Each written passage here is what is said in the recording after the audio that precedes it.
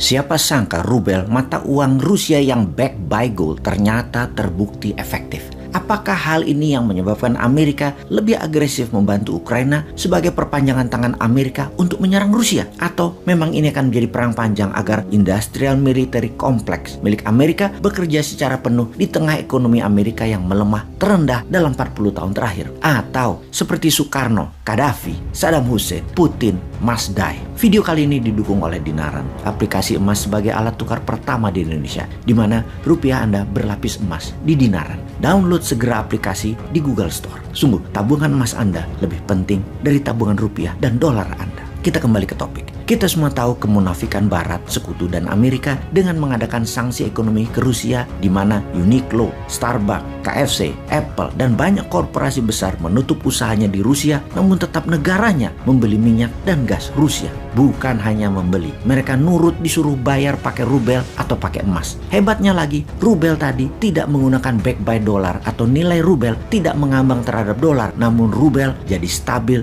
dipatok pakai harga emas. Inilah hal yang terbukti efektif yang dilakukan oleh Putin untuk melawan sanksi ekonomi dengan serangan balik. Dengan tetap membeli rubel dengan standar emas, maka sesungguhnya perang Ukraina akan panjang dan dalam jangka panjang Eropa akan bangkrut, begitu juga Amerika akan bangkrut. Rubel backed by gold dan transaksi emas membeli minyak dan gas ini akan menjadi topik pembicaraan kita kali ini. Karena banyak pengamat militer berkesimpulan, jangan-jangan tindakan sekutu yang didalangi oleh Amerika dan Inggris bukan atas nama kemanusiaan membela Ukraina itu, tetapi rubel backed by gold ini akan membahayakan US dollar dan pound sterling ke depannya. Inilah tindakan utama mereka sesungguhnya. US dollar yang menguasai 65% perdagangan dunia ditambah euro sekitar 22% adalah 87% mayoritas transaksi di dunia akan terancam dengan rubel dan emas sebagai alat bayar, sehingga Rusia harus diserang dan disudahi perannya. Kita kembali ke zaman Obama yang mengatakan people of Libya need to be protected, atau rakyat Libya harus dilindungi. Dilindungi dari siapa? Dari Muammar Gaddafi. Gaddafi yang membuat Libya menjadi negara terkaya di Afrika itu. Agak aneh propaganda Amerika dan sekutu sesungguhnya. Tapi ujung-ujungnya kita tahu ternyata Amerika mau minyaknya Libya dan mau emasnya Libya untuk melindungi dolar. Karena Gaddafi secara agresif mempromosikan emas sebagai alat bayar di Afrika, syarat membeli minyak Libya bagi negara Afrika. Gaddafi juga menyiapkan dinar emas sebagai mata uang tunggal Afrika. Kita semua tahu rencana seperti ini, rencana mau menyingkirkan dolar sebagai mata uang dunia,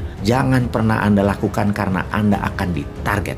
Libya kencang mempromosikan mata uang emas ini sejak tahun 1996 sampai tahun 2000 yang mendapatkan tanggapan positif dari banyak negara Afrika. Bahkan di puncak serangan intervensi Amerika ke Libya, Gaddafi masih bisa membuat pertemuan dengan banyak kepala negara Afrika dan negara Islam untuk bergabung menjalankan mata uang emas sebagai alat pembayaran yang membuat Amerika mempercepat agresi militernya. Dengan membuat transaksi menggunakan emas akan menantang dolar dan euro yang akan membuat ketidakstabilan harga dolar dan menggeser keseimbangan ekonomi dunia ke arah negara Afrika. Juga membuat kekayaan sebuah negara devisanya bukan lagi seperti yang dibanggakan seperti saat ini. Banyak-banyakan cadangan dolarnya, tetapi seberapa besar cadangan emasnya. Pada saat itu, Libya punya cadangan emas 144 ton. Inggris punya 3 kali lipat, mendekati 450 ton. Namun penduduk Inggris 10 kali lipat penduduk Libya. Jadi ketika minyak Libya dibayar harus pakai emas, maka Amerika terancam. Gaddafi harus jadi pendosa dan rakyat Libya harus dilindungi. Pala lo bau menyan.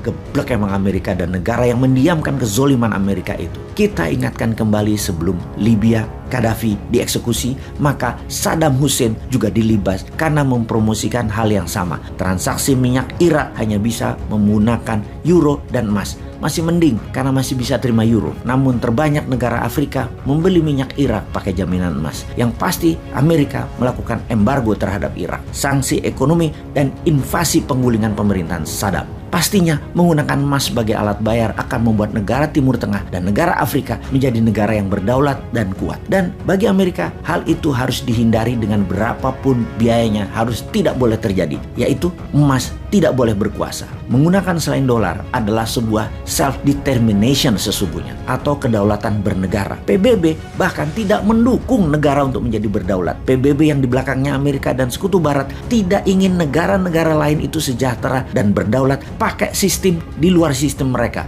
yaitu sistem dolar. Ketika OPEC dan negara penghasil minyak bumi kompak tidak menggunakan dolar sebagai alat bayar, ini akan membuat negara yang lapar minyak bumi, negara besar dunia, akan tidak bisa membeli minyak tersebut karena dengan mata uang dolar atau pound sterling, mereka bisa mencetak uang itu sendiri dan membayar harga minyak bumi tadi. Tapi kalau pakai emas, keterbatasan jumlah emas yang mereka miliki akan membuat harga emas naik, harga minyak bumi dibayarkannya jadi makin mahal. Negara penghasil minyak tadi akan menjadi negara kaya. Bukan Amerika, Eropa, bahkan Tiongkok yang kaya. Mereka, negara-negara pembeli minyak tadi, Amerika, Eropa, dan Tiongkok malah bangkrut atau tidak pernah bisa sebesar sekarang ini. Jadi kembali ke Ukraina, kembali ke rubel backed by gold sebagai pembayaran transaksi minyak dan gas Rusia pakai emas atau rubel yang dipack dengan harga emas.